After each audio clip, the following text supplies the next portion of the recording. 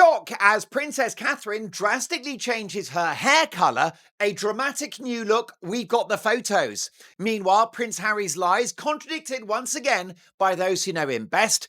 But first, there are growing fears in palace circles that Prince Harry is now so desperate for cash, he's now so desperate for profile, for airtime and for attention that he's considering a tell-all documentary, this time about his mother, Princess Diana, as the 30th anniversary of her tragic passing beckons.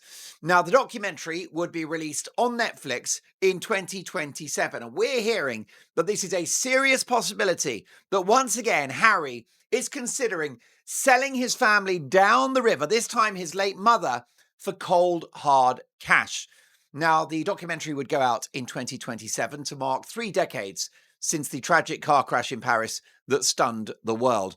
It's not surprising that this is still on the table. Why? Because Harry is in trouble. He's in the doo-doo. The guy is flat broke. He has no credible source of income. He's got no profile. Apart from us here at the Mark Dolan Show calling out his hypocrisy, no one's talking about Prince Harry. In fact, he's an embarrassment. He's not making headlines. There's no interest from Netflix whatsoever, as revealed on this show, for Harry himself or any of his boring projects like the very creatively titled Polo, which was a documentary about, wait for it, polo. So Harry has once again discovered exactly what befell Prince Edward when he started a TV company all those years ago. Prince Edward thought that he'd be this amazing media entrepreneur, maybe a bit like Rupert Murdoch. That's right, Rupert Murdoch. Oh, I'm gonna be very impressed with Prince Edward. What a talented program maker he is. So Prince Edward decided that he was going to be this impresario, and it all fell horribly flat on its face because all anyone wanted was shows about the royal family. So Prince Edward's company wound up doing royal documentaries. Everything else that wasn't royal completely tanked. And Harry's now in exactly the same situation. Harry is stuck with taking the royal dollar, dishing the dirt on his family. It's all he's got. There is nothing else. There are no ideas. Don't forget, he pitched ideas to senior executives at the podcast company Spotify, and they described the ideas as embarrassing and called Harry an effing grifter. Yikes. So the Sussexes have tried to feed through the message through their people because they're such cowards. They don't actually fess up and speak directly to the public, but they've been sending out little noises through their people, through their insiders, that there are no plans for a Diana documentary. Well, first of all, do you believe a word this couple say? Who cares? What does a denial mean from Harry and Meghan? Now, this is a couple who have no credibility whatsoever. Okay, there wasn't going to be a book from Harry about the royal family until there was a book from from Harry about the royal family, and that was Spare. They deny everything, and then it happens. But I will say that the couple have made it pretty clear that there will be no Diana documentary. Let me tell you, it's absolutely possible there will be a Diana documentary. Why? Because Harry is desperate. It's not just money. Their outgoings are absolutely colossal. He's wasted $3 million on failed court cases, which have embarrassed the king. He had to pay back $3 million for the redecoration of Frogmore Cottage. That's a big old bill. He gave $1 million to charity from his book Spare. The cash from Spare is now dwindling fast. So the guy's feeling the heat. $2.5, $3 million a year on security. They've got the maintenance of the house. They've got the mortgage. $500,000 a year just to keep a roof over their heads. The education of the kids. You name it. The travel, the staff. They really have big outgoings. And Harry's incoming situation, the cash is drying up. So he's desperate. And I will tell you, and if you listen to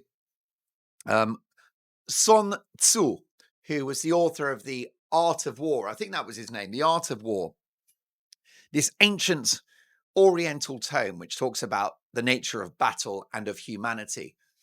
And Sun Tzu said that the enemy you must most fear is the one with nothing to lose, the one that's been painted into a corner, the one that's in trouble, and one that is desperate. Okay, for whom the battle is existential. That's the enemy that you don't want. And that's the enemy that the royal family now have in Harry. He demonstrated how mercurial and reckless he is when he went on the BBC after losing his court case against the British government for royal security, which, by the way, is not about safety, that's about ego. I've spoken to a top royal insider who watched Harry grow up and said he's an intemperate, spoiled person. And the reason why he wants those flunkies with him, whatever you call them, the assistants, the security guards, the reason why he wants armed cops around who do that thing where they talk into their lapel, Roger, Alpha, over and out. The reason why, he wants that bulge of the gun in their top pocket, it's ego. It's a flex from this very indulgent man who wants to have his own court, the court of Prince Harry. It's pathetic, but that's all it is. The royal security thing in London is ego. It's his identity tied up with being an important man. And Harry, I hate to tell you, is not important anymore. And it's devastating. It's a perfect storm for the guy. Trapped in a loveless marriage. I don't think she loves him. And you could say to me, well, where's my evidence for that? Can I offer you the verdict of Queen Elizabeth II herself, the late Queen, who told her closest friend and cousin that she didn't think that Meghan loved Harry. Of course, she was white. She was absolutely right. She was a very wise person, Queen Elizabeth. She didn't like Meghan. She had the measure of her from day one. And so the bottom line is that no.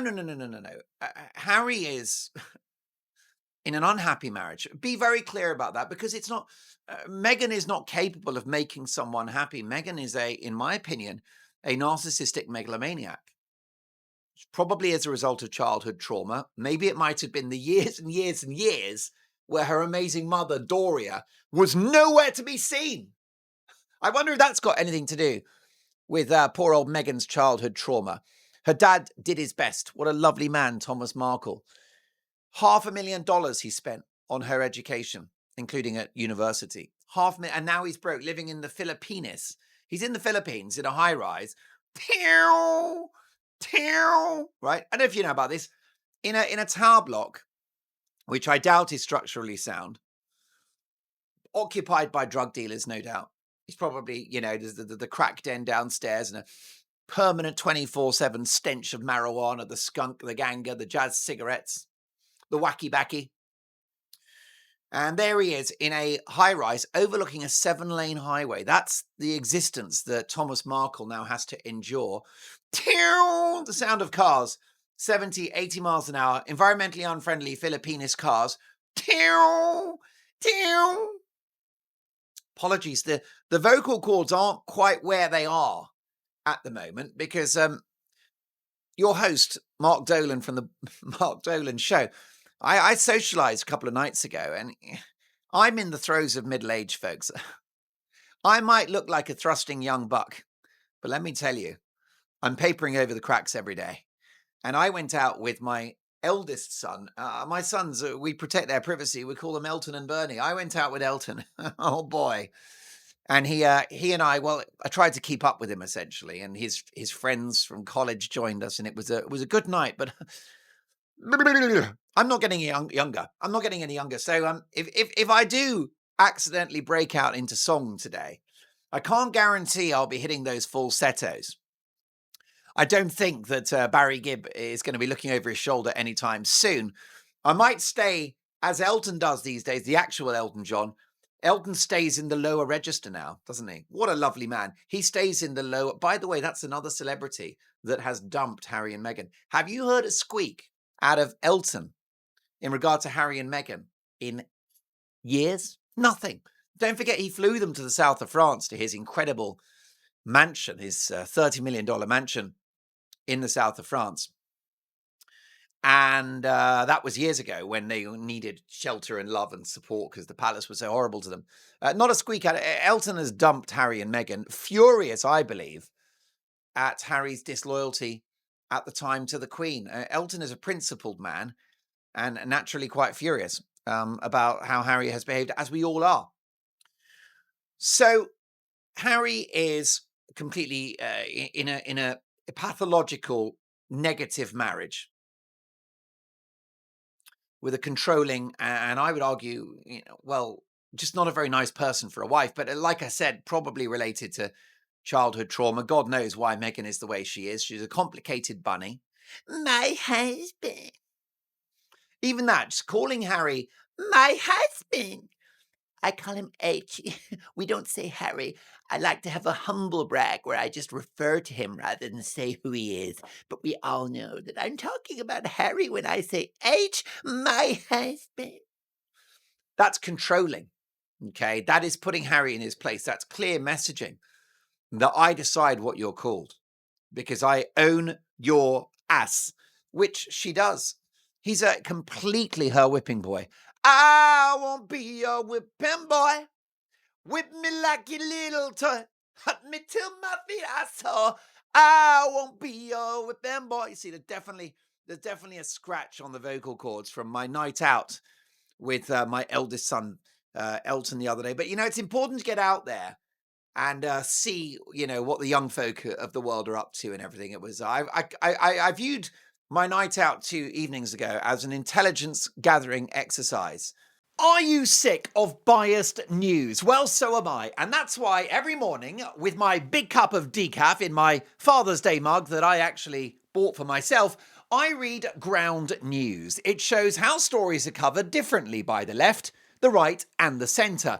Take this one, for example, President Donald Trump's tariff crusade. Some outlets say that he's mad and is wrecking the economy. Others say that he's standing up for American jobs and will triumph.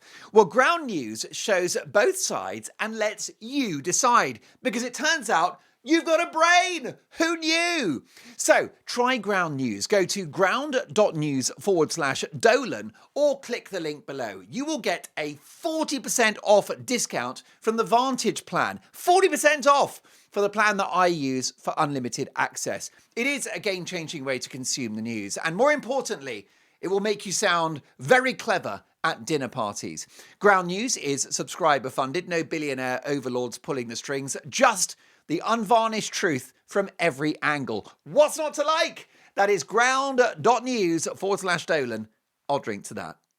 It's abundantly clear that a Diana documentary is still on the table. Of course it is. Ignore those denials. Harry is not a man of his word. He's completely unpredictable. Don't forget that BBC interview, the deranged BBC interview, after losing a court case against the British government for ego-driven armed security, was the most crazy half an hour. I think his people were expecting him to do 5-10 minutes. He did a 30-minute rant about how terrible his life is. And he essentially said that his father's dying and said, I don't know how long he's got, which is a very flippant thing to say about anyone, especially your father and especially the King of the United Kingdom. But it demonstrates that Harry is unpredictable. For him to sort of suddenly decide to do an interview like that, he may well suddenly decide to do a documentary about Diana. I suspect he will. I suspect Desperation will mean that he seeks to appropriate the memory of Diana. Don't forget, he's already sort of done that in Spare, where he tried to characterize himself as Diana's real son, saying that William doesn't really look like his mother anymore. He's got older and he's got a death stare and he's gone bald. And it was just a horrible stitch-up of his own brother. And I believe an effort to diminish William's connection with his own mother. To say that you don't look like your mother anymore, what exactly motivates that? It's creepy and it's sinister, and that's Harry, who's in such a dark place. And in fact, I don't just think that a Diana documentary is still on the table. I think that a Charles documentary, when he passes, I wouldn't rule it out, folks. I wouldn't rule out King Charles when he passes, which, please God, is many decades from now, that Harry will do a documentary, King Charles, my rubbish father. It was so awful, He used to wake me up in the morning to go horse riding and I was trying to have a lie-in. Humpy-dumpy-dumpy-dump, my terrible life. We were having a buffet breakfast one day and I asked for scrambled eggs and he brought me fried and I've still got PTSD from it. Humpy-dumpy-dumpy-dump, Prince Harry, my terrible life. Got no doubt that a desperate and angry and vengeful Harry would happily consider a tell-all documentary about Charles. And it's highly likely that he'll do the same thing about Diana. This is a turf war between him and William. The fact that there's even talk about Harry weaponizing their late mother in this way demonstrates how he sees the former Princess of Wales, Princess Diana, as the next battleground between him and his only sibling. It's a power grab, isn't it? And a land grab and a cash grab all at the same time. He's cashed in already on the royal family, and the only thing that he hasn't cashed in yet is Diana.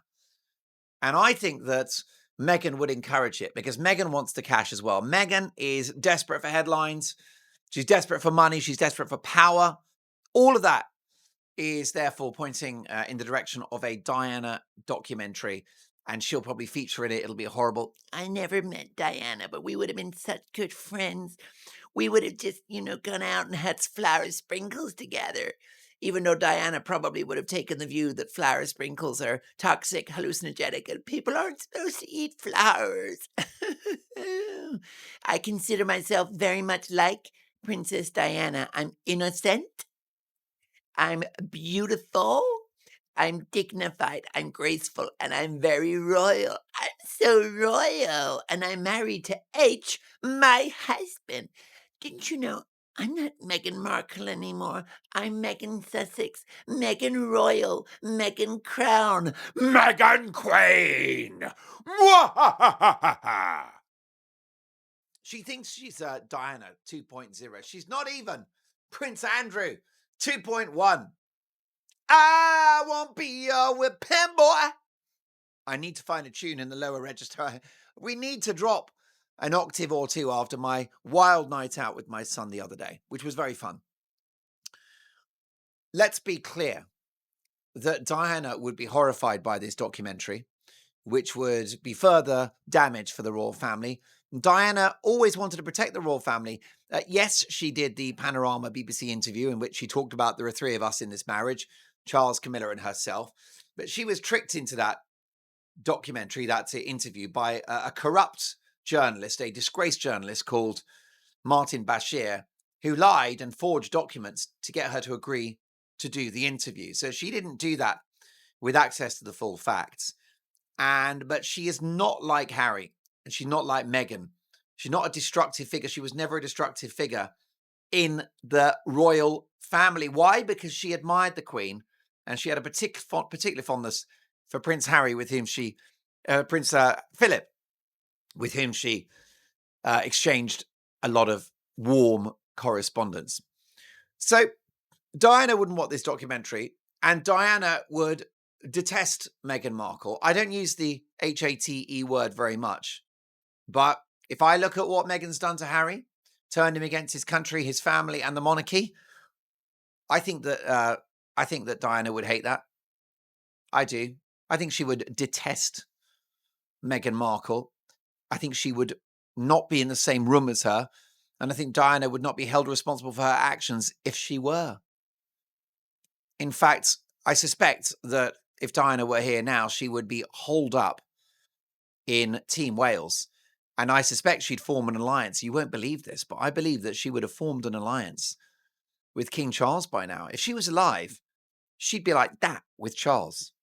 She'd be like that. Because in the end, it's like when you ever have conflict, you've got to pick a side.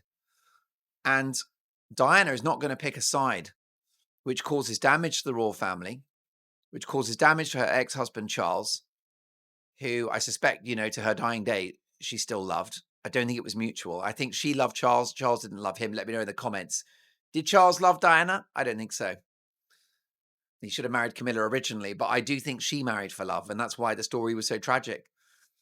But I believe that Diana would be in Team Charles, and I think she would call Charles, and they'd be on the phone moaning about Harry's behavior. And Diana would be like, how can he do this? How can he do this to the family? How can he do this to his brother? How can he do this to the monarchy? Charles, I'm so upset. How can we bring some sanity back to our son? I cannot stand that woman, Meghan. She's such a horrible traitor. And she thinks she's me. She thinks she's Diana 2.0. She's not even Prince Andrew 2.1. I can't stand her, Charles. Yes, Diana. I agree. Diana. I agree with you, Diana. It's horrible what he's done to us. I can't believe it. I mean, I know I wasn't a perfect husband, but I'm horrified by what Harry's done to us, to the monarchy, to William. I'm really, really shocked, Diana. I don't know what we're going to do. Well, Charles, I think we should take him down, and we should take him down to Chinatown, which is normally a suburb of a major city with lots of people from East Asia in it, serving carbohydrate-rich food with noodles and soup and soy sauce. Very salty, very calorific, but delicious food. It's a good idea, Diana. It's a good idea. Let's take Harry down and take him down to Chinatown is where we'll take him. But I promise you, Charles and Diana would be like this now. They would be bonded over Harry's behavior. In fact, what it would have done, because your enemy's enemy is your friend, isn't it? Your enemy's enemy is your friend. Your enemy's enemy is your friend. Your enemy's enemy is your friend. He's on your side. He's your best friend. Your enemy's enemy is your friend.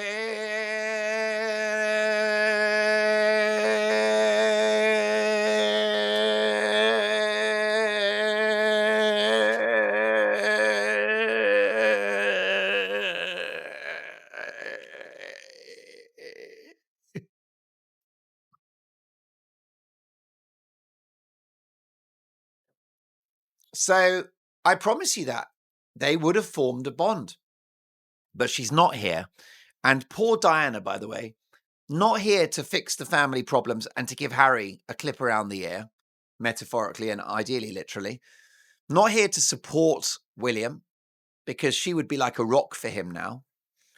And not here, most devastatingly, to protect her own legacy and her own name, the memory of Diana, which potentially will be vandalized by that craven partnership of Harry and Meghan, who have no ethics and no morals whatsoever.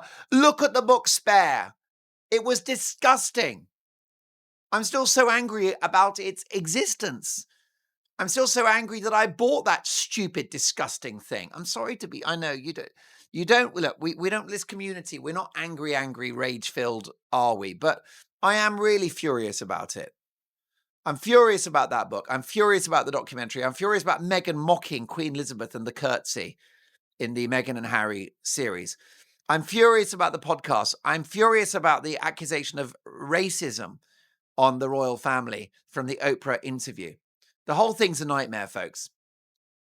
And I'm devastated to even reflect on what they've done and the fact that they might do a very cynical job on Diana.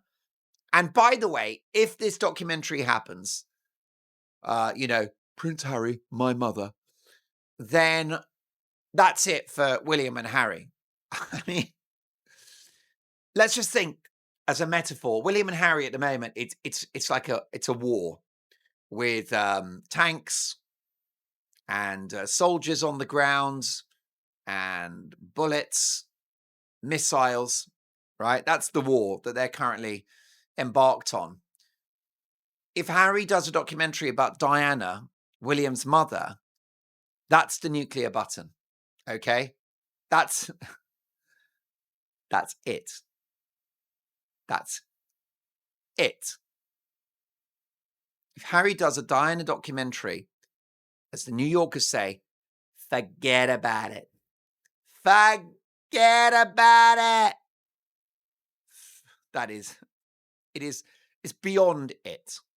It's beyond it. And therefore, but can you trust this guy to not do it? Diana would be furious with Harry. She'd detest Meghan. You see, Diana was genuine. She wore her heart on her sleeve. She wanted to be loved. She, unlike Meghan, who has this horrible shell. She's a fake. She's a construct. She's not really a human being. She's a hologram. She's the grinning human manifestation of ChatGPT software gone horribly wrong, is what she is. She's a bot. She's a Russian bot from a boiler room, virus-producing internet cafe somewhere in downtown Moscow, is what she is. And I've got to say that Harry is so desperate now and so irrelevant. I don't know what he's got next. We've got Diana documentary, another spontaneous interview with the BBC. What's he? Worse accusations? Just think of how much Harry is sitting on, how much is in his locker that he'd like to unleash on the world. Don't forget that he reckons that Spare was twice the length that was originally published, and that some of the things in there were too hot for the public gaze. Well, this bitter and angry and cash-hungry man may well release further of those accusations, those allegations in the months and years ahead. I wouldn't put it past him. And you know what? I understand where Harry's coming from, because he does need money. He does have an ego, or every man has an ego, even me. Can you believe it? It's quite amazing, isn't it? I know, who knew? But every man has an ego. Every man's proud. And Harry's being humiliated by his wife, Meghan. And woe betide you if you humiliate a man. Men become very dangerous when you humiliate them. If ever I'm in a pub or something and there are drunk men around, if they make a remark or it looks like there's trouble, all I do is I empower them and I go, boss, you're a great guy. And, you men, especially when they're drunk, but any kind of man who's not of sound mind, you cannot challenge their authority. You cannot hurt their pride, because they will exact revenge in the most vicious and violent way possible.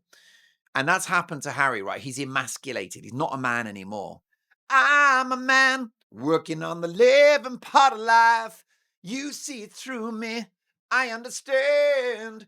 Don't lose hope if you can. Have a little faith in man. He's not a proper man. He ain't. But that makes him dangerous. Because now what's happened is there's effectively a power struggle between Harry and Meghan. And I don't blame Harry for the power struggle. He wasn't aware of any of those dynamics before he met Meghan. He wasn't like that. He was a pretty easygoing, beer-drinking military type, a thick aristocrat with an appetite for blonde girls. That was it. That was Harry. He was pretty simple. He was pretty uncomplicated. But what's happened is that she's toxified him, in my opinion. And there's now a power struggle between her and Harry. But that's not unique to Harry, because there was a power struggle between Meghan and Trevor Ingleston, her ex-husband. There was a power struggle between Meghan and her half-siblings. There has been a power struggle between Meghan and her childhood friends who she has dumped.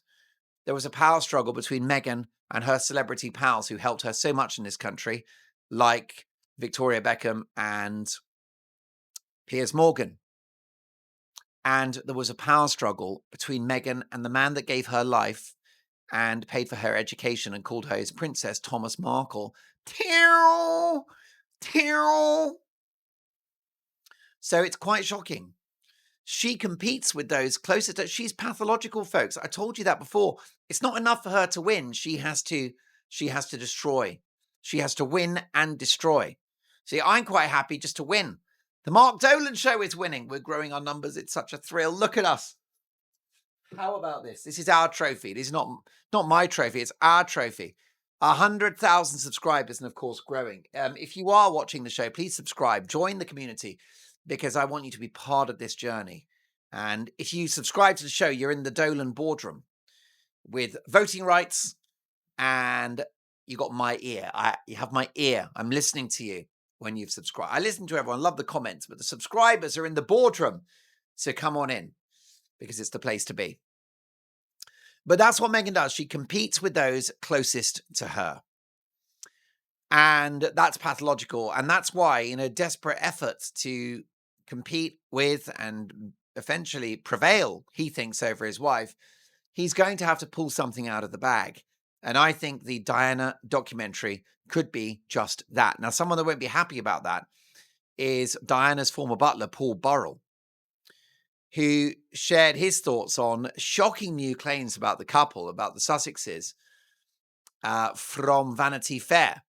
So Paul Burrell worked as Diana's butler from 1987 for 10 years. And he said this Vanity Fair article is devastating. He said it's a prestigious title. So to be so critical of Harry and Meghan is quite a precedent.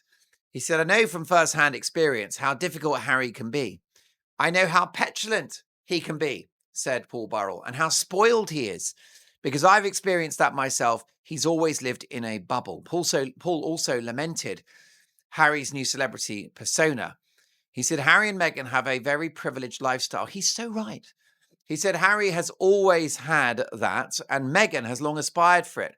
But now they share that lifestyle. He said, I always circle back to the fact that Harry's mother, Diana, taught him long ago that the price for a privileged lifestyle is public service. He says, Harry seems to have forgotten this lesson now that he lives in a celebrity Hollywood lifestyle that's totally different from his royal one. He's absolutely right about that. Harry thinks he can have his cake and eat it and have the fame and have the glory and all that incredible privilege without any of the consequences. This comes after another former royal butler disputed previous claims made by Harry about King Charles and Camilla's wedding, having worked as a butler in Highgrove for 7 years between 2004 and 2011. Grant Harold, who's a lovely man who I've interviewed many times, got to know a different side of the royal family and is now preparing to release his own memoir, which I've got to tell you is going to be an absolute must-read, Grant Harold's memoir. Speaking to the Telegraph, Grant queried Harry's claims in Spare that he and his brother William begged their father not to marry Camilla. Harry wrote in his book Spare, "We support you, we said. We endorse Camilla. We said, just please don't marry her. Just be together, Pa." Now, despite Harry's protestations in the book, Grant Harold recalled William and Harry decorating their father's car with just married signs, with both of them racing after the car as the newlyweds drove away following their wedding reception. And he says what he saw was a far cry from what Harry wrote in his memoir. The former royal staffer said, the four of them, I promise you, got on so well. That's Harry, William, Charles and Camilla. And that's why I don't understand what Harry said. I really don't understand, because I saw them. I saw them having dinners together. I saw them having drinks together. I saw them going to parties together. Grant Harold also recalled how William, his then girlfriend Catherine, and Prince Harry would spend a lot of time together when he was serving as a butler at Highgrove, remarking especially on the close bond between Catherine and Harry. He said that William and Catherine involved Harry. He used to go out with Catherine. William would be away and Catherine and Harry would be off doing stuff together. They'd go shopping together. They'd go to the pub together. I think when people say, oh, he was left out, he was not left out. So this demonstrates, who do you believe? Grant Harold, a lovely man and a discreet butler who was there for years and saw it at first hand, or do you believe Prince Harry? So that's quite something, isn't it? It really demonstrates how Harry lives in his own universe where his facts count, his feelings count, but all of which are trumped by reality. It's quite interesting. Another good friend of mine, Duncan Larkham, who's a former royal editor of The Sun, spoke to OK Magazine. And he said there's no doubt that the feud between William and Harry is worse than ever. So much has happened. And there's been so much betrayal and fury. The longer they don't speak, the deeper the feud will get. He added, so now Harry and Meghan have carved out their own existence in California, but they're doing it for cash and to the highest bidder. Meanwhile, all that time in those same 3 years, William and Catherine have been busy with duty and have not cashed in on their status. He said William hasn't said a single word about his brother publicly in the time since their grandmother's death.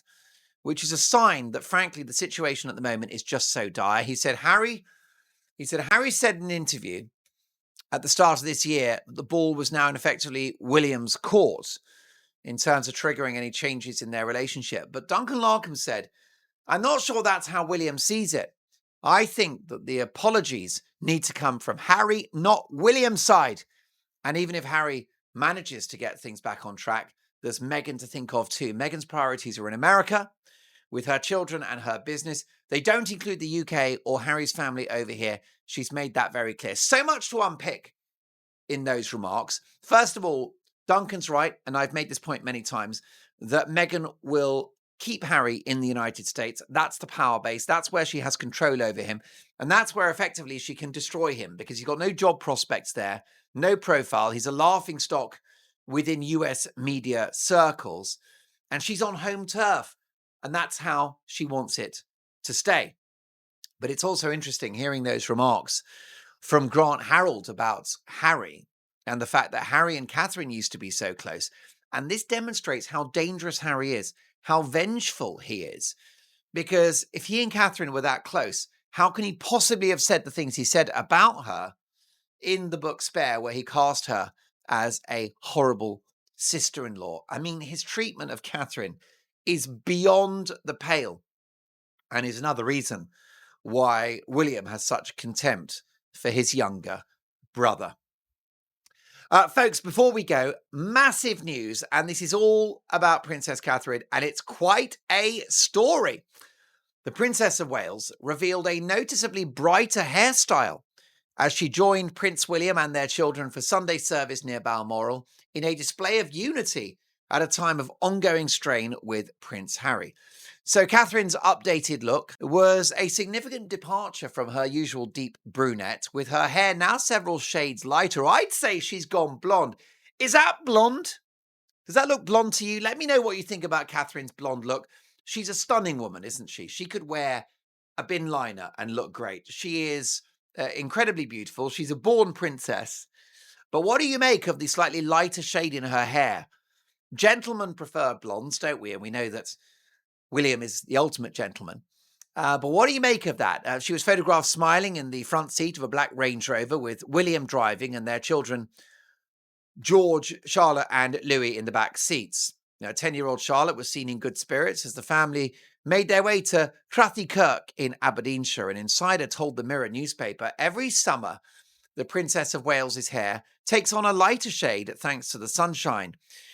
The appearance was widely interpreted as a public show of togetherness, with the Prince and Princess reaffirming their commitment to royal traditions, despite the deepening rift with the Duke and Duchess of Sussex. Other senior royals also attended, including King Charles and Queen Camilla, who arrived separately alongside the spectacular Princess Anne. But what do you make of Catherine's lighter shade? I think it's beautiful. She's got great hair. She's always had great hair. And mix it up a bit. Why not? She's got the highlights, hasn't she? You got the highlights in your hair. Do you remember that song, Lady in Red? Lady in Red is dancing with me, cheek to cheek. There's nobody here. It's just you and me. It's where I want to be. And my heart is broken. This beauty by my side. Ooh, I never forget the way you look tonight. All the highlights in your hair, they match your smile. You look amazing. That was Chris de Burgh, wasn't it? Decent artist. Tiny man. Chris de Burgh, absolutely tiny. The size of a cup of tea. Chris de Burgh was 3.5 inches in height. He was shorter than Tom Cruise's 501s. Chris de Burgh was miniature. He was shrink wrapped. He'd been in the washing machine on a 90 cycle and shrunk. He was so little. But a big voice, great songwriter, Lady in Red, with a reference to the highlights in her hair that matched her smile. It's an unusual lyric, which I don't fully understand, how highlights in your hair can match your smile. Or was it match your thigh? I don't know if you're... Let's not go there. It's a family show. Enough about Catherine's thighs. For goodness sakes, she'll be the queen at some point. Behave yourselves. But I like her hair. Let me know in the comments what you think of her lighter shade of hair. I think it's gorgeous. She's gorgeous. And Harry is planning on potentially doing a documentary about somebody with fair hair, and that's his mother, Diana. And if so, he'll be the biggest traitor ever, and it will be the nuclear button in his relationship with his brother, William. Folks, before we go, if you're new to the show, I have a problem at home. And I share everything with you. And the problem is well reported, which is my neighbor's cat, Reg. It's not my cat. He visits about maybe 8, 9, 10 households. He eats at every address, even though he's quite slim. He looks big, but actually he's not fat. It's just a lot of fur. If he got caught in a rainstorm, he'd look nearly as small as Chris de Burgh, who, let me tell you, is miniature. Chris de Burgh is like an atom. He's almost, Chris de Burgh, right, is impossible to see with the naked eye. That's how small. You need an electron microscope to actually get a full manifestation of Chris de Burgh. My cat, not my cat. It's not my cat. It's my neighbor's cat, Reg. He's not fat, but he does eat everywhere. He's got a lot of fur. But it's impossible for me to get my work done. The preparation for the Mark Dolan show, which, as you know, is capacious and lengthy and labor intensive. But he comes crashing into the house, behaving like it's his residence. He's very entitled. He's very full of himself. He's got an ego the size of a planet. And so I'll let him take out the show. He'll play out the show now. It's been great to chat. Cannot wait to see you for tomorrow's show. Please like, subscribe, hit the notification bell. Love your work. There may be a surprise video coming soon. A bonus video. It might be an interview. Watch this space. That's why you need to subscribe, notification bell, and the liking. Love your work. Lady in Red. See you tomorrow. Bye for now. So much to do today, such a busy show. I'm going to be talking about the royal family, about the celebrity elites, politicians out of control. The world's gone mad, but unfortunately, I'm being thwarted in my efforts to drop truth bombs, thanks to this chap, who's, by the way, like a lot of these celebrity elites, he's very privileged, appearing on TV almost every day.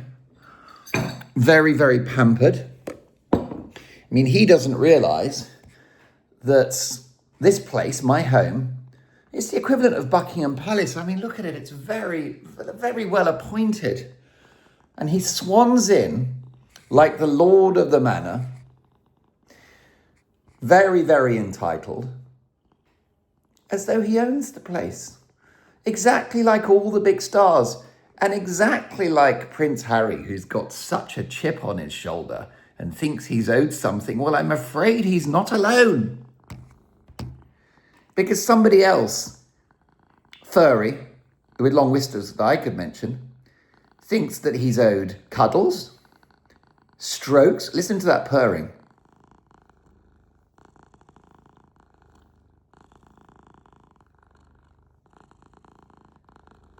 He thinks he's owed premium food.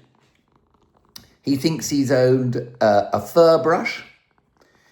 He thinks he's owed overnight accommodation. I will tell you that there are times when Reg is an unexpected overnight guest.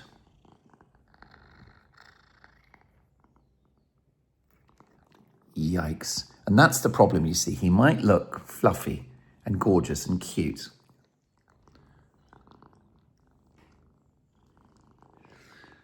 but look at those fangs. There's a dark underbelly. And you never know whether there's going to be a sting in the tail. By the way, what a beast of a tail that is. Reg, let's get to work. Say bye-bye.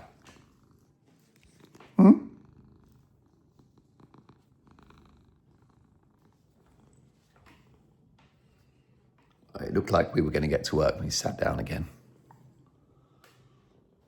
So far, a very unproductive day.